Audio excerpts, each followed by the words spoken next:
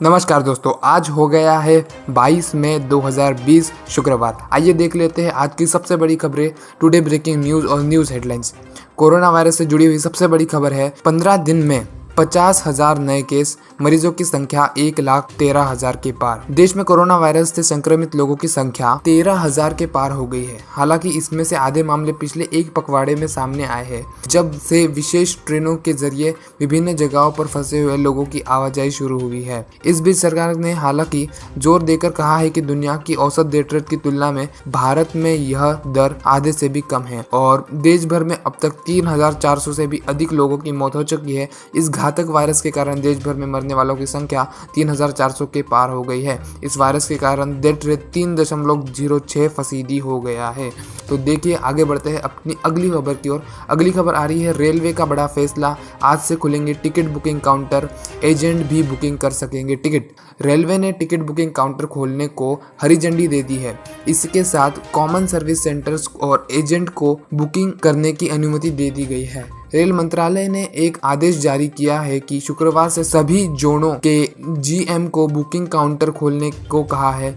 Rail मंत्रालय ने सभी जीएम को कहा है कि वह जरूरत के लिहाज से तय करे कि कहाँ कितने रिजर्वेशन काउंटर खोलने हैं। हालांकि रेलवे ने यह साफ किया है कि श्रमिक ट्रेनों के यात्रियों का कंट्रोल अभी भी संबंधित राज्यों के हाथ में ही रहेगा। रेल मंत्री पीयूष गोयल ने कहा है कि देश भर में करीब 1.7 लाख कॉमन सर्विस सेंटर पर ट्रेन टिकटों की बुकिंग शुक्रवार से यानी कि आज से बहाल होगी। गोयल ने यह भी कहा है कि हम और ट्रेनें को चलाने की जल्द ही घोषणा करेंगे। गोयल ने यह भी कहा है कि भारत को सामान्य स्थिति की ओर ले जाना होगा। आइए देख लेते हैं अपनी अगली बड़ी खबर की ओर। अगली बड़ी खबर आ रही है महाराष्ट्र से जुड़ी हुई। महाराष्ट्र में जो है 40,000 से ज्यादा मरीज हो चुके हैं और दिल्ली में 7 पुलिसकर्मी पॉजिटिव मिलने पर कंट्रोल रूम 5 दिन के लिए बंद। साथ ही में आपको बता दें कि 7 दिन में 19,000 से ज्यादा मरीज ठीक हुए। बुधवार को 3,113 की अस्पताल से हुई छुट्टी।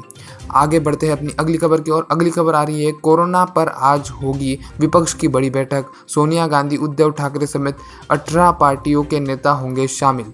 शुक्रवार को 3 बजे विपक्ष नेताओं की होगी बैठक और 18 राजनीतिक दलों के नेता बैठक में लेंगे हिस्सा। कोरोना संकट पर विपक्ष के नेताओं की एक बड़ी बैठक शुक्रवार को 3 बजे यानी कि आज 3 बजे। इस बैठक में पश्चिम बंगाल के मुख्यमंत्री ममता बनर्जी, महाराष्ट्र के मुख्यमंत्री उद्धव ठाकरे, झारखंड के मुख्यमंत्री हेमंत सोरेन और एनसीपी नेता शरद पवार, डीएमके नेता स्टालिन समेत 18 राजनीतिक दलों के नेता हिस्सा लेंगे। माना जा रहा है कि इस बैठक में कोरोना और लॉकडाउन को लेकर मोदी सरकार की ओर से उठाए गए कदमों के बारे में बात होगी और सरकार की ओर से राज्य सरकारों के साथ किए गए बर्ताव पर चर्चा की जाएगी। तो चलिए बढ़ते अपनी अगली खबर की ओर। अगली खबर आ रही है पीएम नरेंद्र मोदी ने मानी सीएम ममता की अपील, आज करेंगे तूफान प्रभावित बंगाल ओडिशा का दौरा। प्रधानमंत्री नरेंद्र मोदी अम्फान तूफान से प्रभावित पश्चिम बंगाल का दौरा करेंगे। अम्फान के कारण राज्य के दक्षिणी हिस्से में नुकसान का आकलन करने के लिए पीएम मोदी शुक्रवार को यानी कि आज बंगाल आएंगे और पीएम मोदी सुबह 10:30 बजे कोलकाता एयरपोर्ट पर पहुंचेंगे। इसके बाद पीएम मोदी और ममता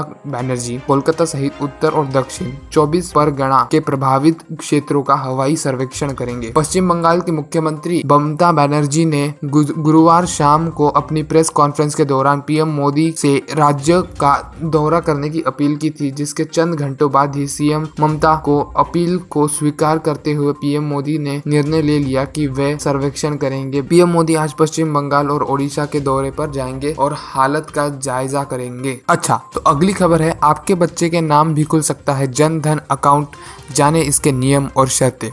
कोरोना वायरस को देखते हुए जन धन खाते की महानता काफी बढ़ गई है। दरअसल सभी सरकारी मदद इसी खाते में आ रही है। ऐसे में खाता होना आज की तारीख में किसी वरदान से कम नहीं है।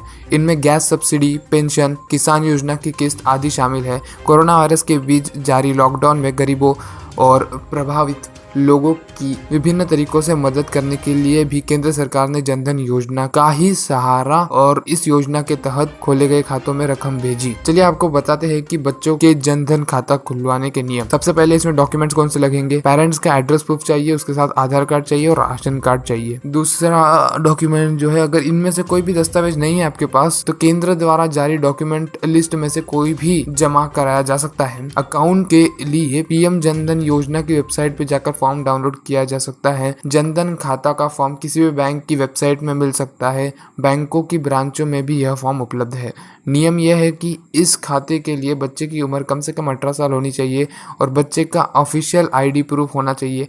8 साल के होने पर आईडी प्रूफ बैंक में जमा कर खाता बच्चे के नाम पूरी तरह से कराया जा सकता है। तो अगली खबर है वित्त मंत्री निर्मला सीतारमण के बारे में। उन्होंने कहा है कि सरकार ने 5 महीने के लिए लोगों को मुफ्त एलपीजी और राशन दिया है। तो बात ये हुई है कि कोरोना संकट और लॉकडाउन से खराब हुए अर्थव्यवस्था को पटरी पर लाने के लिए केंद्र सरकार ने 20 लाख करोड़ के आर्थिक पैकेज से प्रोत्साहन दिया था, जो अलग अलग सेक्टर्स को दिया गया था। लेकिन वित्त मंत्री निर्मला सीतारमण पर आरोप लगाया गया है कि उन्होंने संकट का सामना करने वाले लोगों को नगद रुपए नहीं दिए हैं। वित्त मंत्री निर्मला सीतारमण का यह कहना है कि नगद राशि देने से केवल उदारता पूर्ण बढ़ेगी, लेकिन हमने कई क्षेत्रों में अन्य विभिन्न विकल्पों और सुझावों पर विचार किया है। वित्त मंत्री निर्मला सीतारमण ने ANI से खास बातचीत में यह कहा कि उन्होंने प्रधानमंत्री कल्याण योजना के तहत लोगों को प्रत्यक्ष सहायता प्रदान की है, जिसमें लोगों को 5 महीने के लिए मुफ्त घरेलू गैस और मुफ्त भोजन दिया गया है।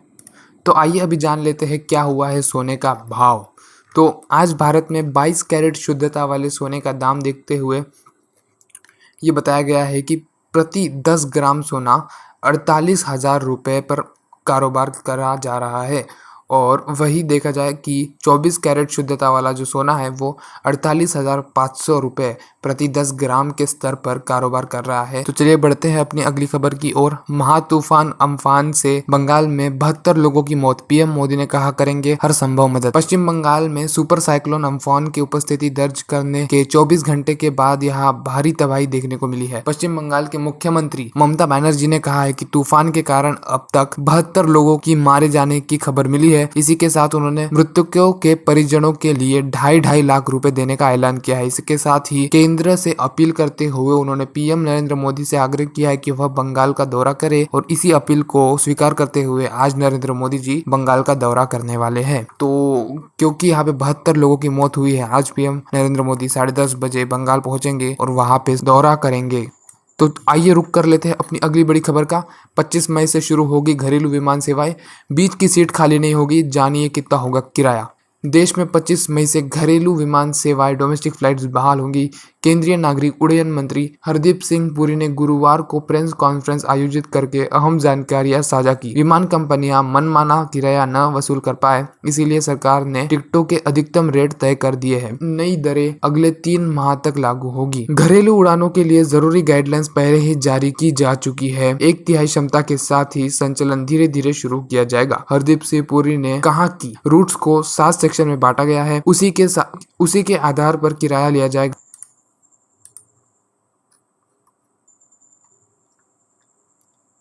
दिल्ली से मुंबई का किराया यात्रा के लिए कम से कम 3,500 और अधिकतम 10,000 होगा, जो 90 मिनट से 120 मिनट की कैटेगरी में आती है। हरदीप पुरी ने मिडिल सीट खाली रखने के सवाल पर कहा कि उड़ान के दौरान बीच की सीट खाली नहीं रखी जाएगी। अगर मिडिल सीट खाली छोड़ दी तो इसका भार यात्रियों पर जाएगा। विमान मंत्री ने कहा कि हमें वंदे भारत अभियान के तहत विदेशों में फंसे 20,000 से अधिक भारतीयों और नागरिकों को विमान से अपने देश वापस लाना जरूरी है। तो आइए जान लेते हैं अपनी अगली बड़ी खबर। अमेजॉन ने भारत में शुरू किया फूड डिलीवरी कारोबार, इस शहर से होगी शुरुआत। ई कॉमर्स वेबसाइट अमेजॉन अब भारत में फूड डिलीवरी के कारोबार में भी उतर आई है। कंपनी ने ऐसे वक्त में इस कारोबार को शुरू किया है जब जोमेटो और स्विगी जैसी कंपनियां अपने यहाँ के कर्मचारियों की छंटनी कर रही है। फिलहाल कंपनी ने अपनी शुरुआत सिलिकॉन वैली के नाम से प्रसिद्ध शहर बेंगलोर के चुनिंदा पिन कोड के साथ शुरू की है। जल्द ही यह सेवा देश भर के अन्य शहरों में भी शुरू हो जाएगी। तो आइए दोस्तों देख लेते हैं अपनी अगली बड़ी खबर। कोरोना का कहर इतना बढ़ चुका है कि 9 माह के बच्चे को और 80 वर्षीय बुजुर्ग को भी ये कोरोना संक्रमित हो चुका है और रिपोर्ट पॉजिटिव आई है। तो बात यह है कि गौतम बुद्ध नगर जिले में कोरोना का कहर कम होने का नाम ही नहीं ले रहा है। संक्रमित होने वाली की संख्या हर दिन इजाफा हो रहा है और बुधवार को जिले में 9 माह के बच्चे को, 9 साल के बच्चे को और 80 साल के बुजुर्ग समेत 4 लोगों में कोरोना वायरस संक्रमण की पुष्टि हुई है। तो देश में जो है कोरोना वायरस बहुत ही ज्यादा तेजी से बढ़ रहा है। अगर आप सुरक्षित रहना चाहते हैं तो अपने घर में ही रहे, सुरक्षित रहे, हाथ धोते रहे। तो दोस्तों ये थी आज की सबसे बड़ी खबरें, टुडे ब्रेकिंग न्यूज हेडलाइंस और नॉन स्टॉप न्यूज आपने देखी अभी मेरे इस वीडियो में। तो अगर आपको ये वीडियो पसंद आती है तो नीचे दिए गए लाल बटन पे सब्सक्राइब करें और एक लाइक का बटन भी वहाँ पे दिखेगा, उसको भी दबा दें। और आपको ये वीडियो कैसे लगता है नीचे कमेंट सेक्शन में ज़रूर बताएं। तो मिलते हैं आपको कल इसी टाइम पे इसी समय पे। तब तक के लिए अपना और अपने परिवार का ख्याल रखें और बाहर ना जाए।